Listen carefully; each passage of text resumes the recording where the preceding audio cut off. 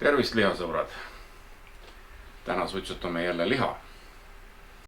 Ja täna teeme teistmoodi. Ma pärast räägin, kuidas meil see lugu vanasti käis. Aga põhimõte on siis selline, et enne teen oma aurumasinas liha praktiliselt valmis, seest 70 kraadini. Siis kuivatame ja läheb suitsu. Liha on eelnevalt olnud 2 päeva soolas.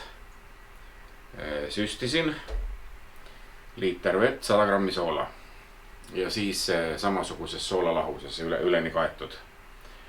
Ja nüüd siis riputan nad siia aurumasinasse.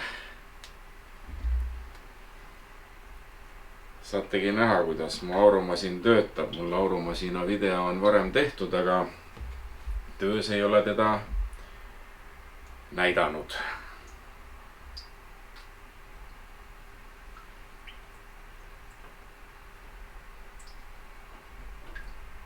Nii, lihad on nüüd ilusasti täpselt parajasti mahtus ära.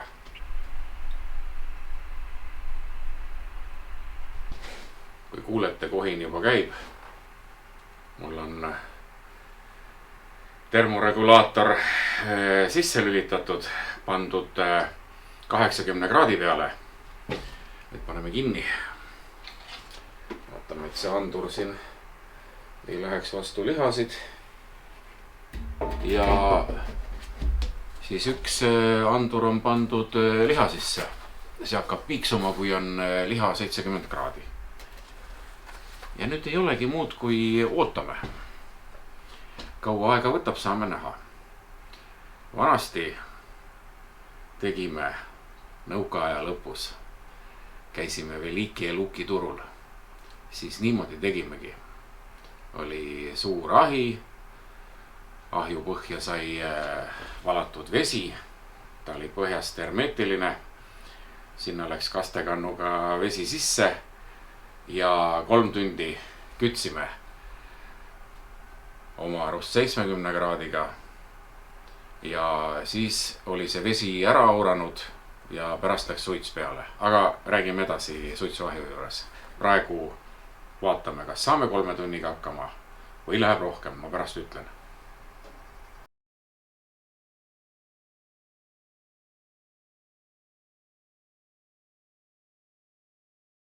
Nii, 10 kraadist 80-ni tõusis minu aurumasina temperatuur 40 minutiga. Ja samal ajal on ka liha 11 kraadi soojenenud. Nii et sisuliselt algab ajaarvamine nüüd, kui on saavutatud 80 kraadi. Kui panete tähele, siis ma olen garaažis. Sest mis ma ikka sest masinast sinna õue viin. Õues on jahedam. Kuigi, nagu näete, ma olen oma aurumasinat täiustanud. Panin talle soojustuse ümber. Tegin sisuliselt termose. Ja on üks tohutult hea asi. Gaas on tihkelt peal. Ja aur ei pääse kusagile. Ja kuumutab ikka väga kiirelt läbi. Ma siin tegin suitsuliha enne suits, pärast aur. Ja mõned korrad tegin nii, et teen ahjus lõpuni. No ei lähe need viimased kraadid. Oota.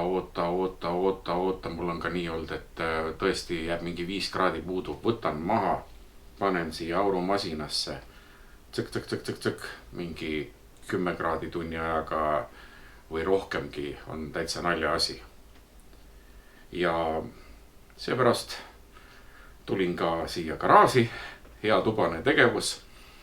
Olen toas, teen oma toimetusi, käin vahepeal, vaatan üle ukse, mis on temperatuurid ja pärast kui valmis, siis lähen õue.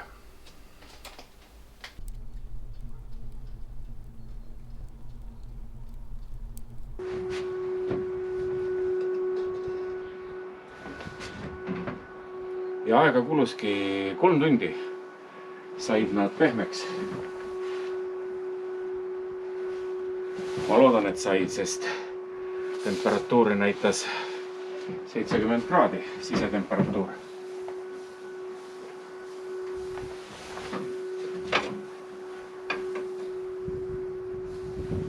Ja siis ma tõstsin nad oma elektrisuitsu ahju ja lasin seal propellerit mingi 20 minutit 70 kraadiga, et kuivatada.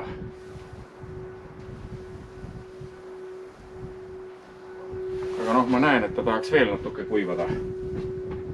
Seepärast riputan ma praegu siia ahju ja kütan nagu kala ukksirvakil.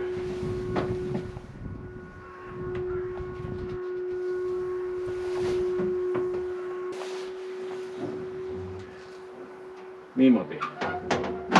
Ja panen siia esimesse auku, lasen siit õhku välja, auru välja, siiber lahti. Ja kui on juba kuiv minu arvates, siis anname intensiivset suitsu kuni ilusa värvi tekkimiseni.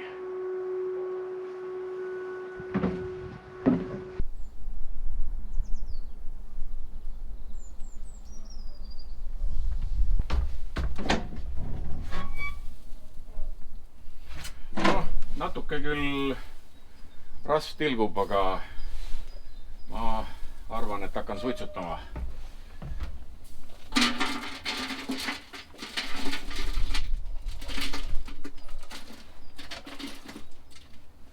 Panen natukene haket sinna põhja peale. Ja et siis see annab veel tugevamat suitsu.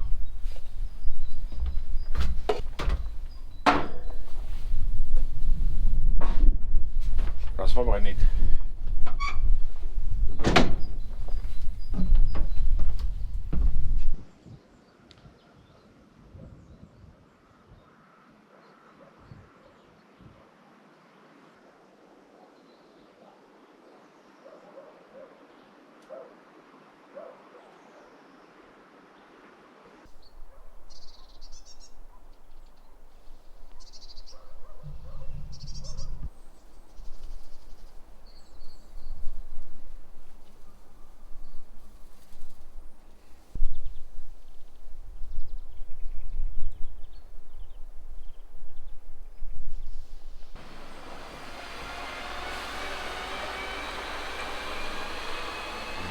Puisterdab libeda tõrjet.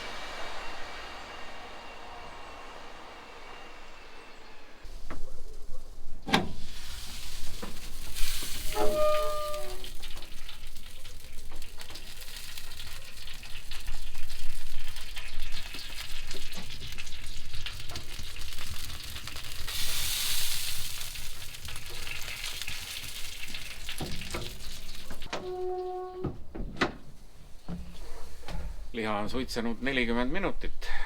Nagu nägite, ilus värv on peal juba. Ega see meetod midagi uut ei ole. Nii on aegade hämaruses tehtud. Vanasti soolati liha tünni, siis ta läks talvel jube soolaseks, siis keedeti see liha ära ja pärast suitsutati. Ja meie käisime, nagu ma kunagi või mõni aeg tagasi rääkisin siin, et Venemaal Velike Luki turul sinki müümas. Ja sõbral oli selline suur ahjukolakas. 6 siga läks sisse.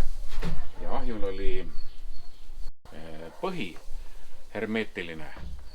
Ja toru tuli siit välja, seal oli lehter. Kastekannuga valati vett sisse. Mingi kastekannu täis või midagi ja see oligi niimoodi täpselt, et 3 tundi 70 kraadiga auro. Nii ma mäletan, sest mina siis ei teinud. Ma lihtsalt vaatasin kõrvalt, käisin kaasas, olin oma autoga autojuhiks ja pärast siis tegime koos, aga sõber ikkagi ise suitsutas. Ja selle 3 tunniga see vesi siis aurustuski ära. Siis uks lahti, mingi pool tundi. Viimane aur välja, lihad kuivasid. Siis pilpad sisse põhja peale ja lasi suitsu tund aega, värv peale ja oligi valmis. Et sisuliselt samasugune ahi, nagu need metallist suitsuahjud on, kust suits, küttekolde suits läbi ei käi, ehk siis metallkapp. Ja minul on ta praegu küll nüüd niimoodi, et siin käib oma suits läbi. Ma teen nüüd viimasel ajal kogu aeg sellega, sest väga lihtsal põhjusel. Ma ei taha ja jube jama on pesta suitsuahju talvel, seda elektriahju, roostevaba ahju. Suitsugeneraatoriga ta ikkagi kitib seda kondentsi ja nõgi sinna täis, seda oleks vaja pesta, kus sa seda talvel pesed. Ja siis ma kasutan teda kuivatuskapina. Olen siin teinud nii kanu, pistan enne sinna, panen kraadid peale, lasen kuivaks ja siis toon siia ahju. Ja siit tuleb selline mõnus ehe tukiving peale. Võt selline lugu. Ma ei tea, kaua ma siis lasen, ma vaatan värvi järgi. Jah, juba on ilus, aga lasen natukene veel. Nüüd on möödunud täpselt tund, kui ta on saanud suitsu. Ja ma lõpetan selle protsessi ära. Näete, õues on valge. Ma pole ammu nii ruttu valmis saanud. Tavaliselt ikka hommikul alustan ja pimedas lõpetan talvel. Aga praegu 3 tundi auru, pool tundi tuulutamist, kuivatamist ja tund aega suitsu. Tulemus on siin.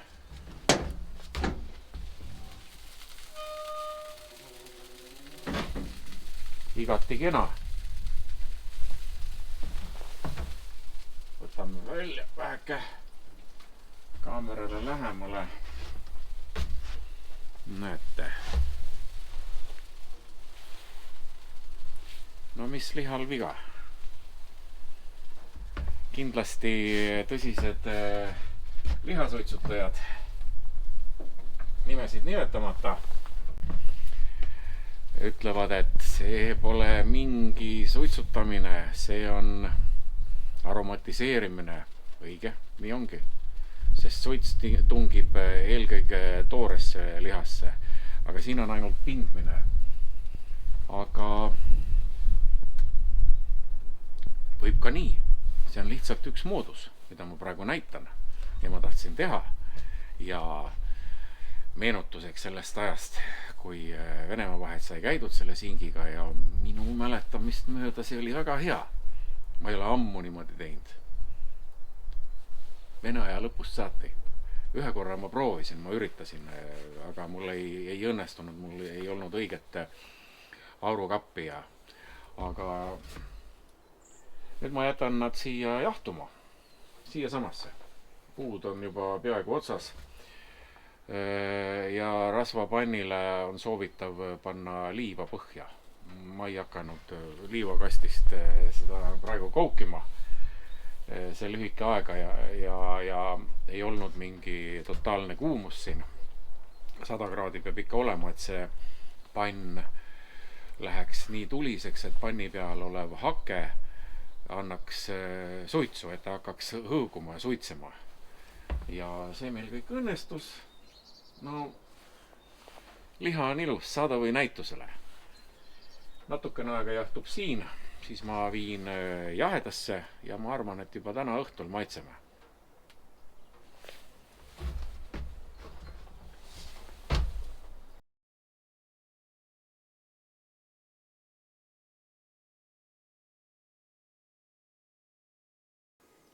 Ongi saabunud õhtu. Meie kuumsuitsu, keedusuitsu peekon on jahtunud. Meeldivad suitsuaroomi on tuba täis. Lõhnab küll hästi. Vaatame, kuidas ta välja näeb. Nuga läks ilusasti läbi. Ilus küps. ma tahaks ühe suurema tüki ka lõigata lahti. Lõikaks kohe selle.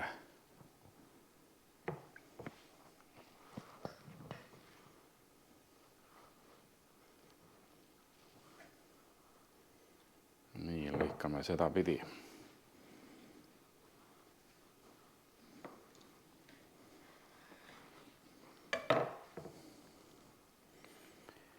Selline väga kena näeb välja. Mind huvitab, kuidas tema siit seest lõhnab. Kas see aroom on ainult pindmine? Seest lõhnab singi järgi. Tugevat suitsulõhna nüüd siin sees küll ei ole, aga selline meeldiv singi lõhn on. No maitseme siis ka.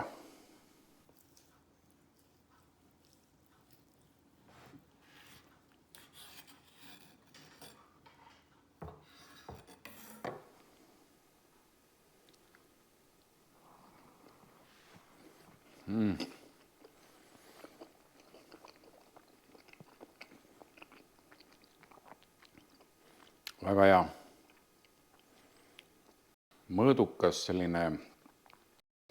suitsumaitse, aga valdav on singimaitse. Tõepoolest, kui teha sellisel meetodil keedu suitsusinki, siis ei tungi suits sügavale, liha tuleb ilus.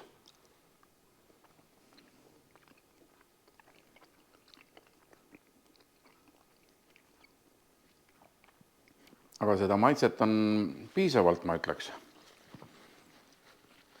Väga hea selline hommikupeekon või midagi sellist.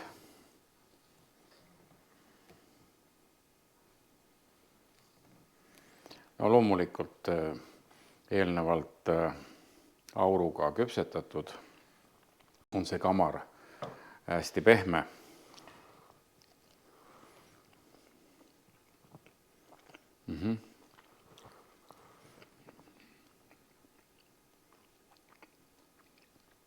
Väga hea on.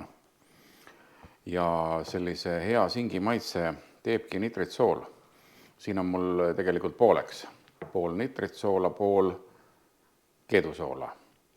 Aga sellest piisab, et oleks selline omane singi maitse.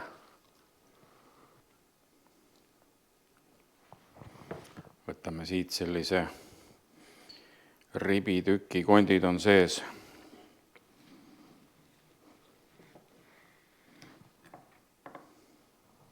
Jah, no ilus ta on ja maitseb hästi. Ilmselt ma teen niimoodi veel, sest ajavõit on ikka tohutu. 2 korda kiiremini saab suitsuliha valmis.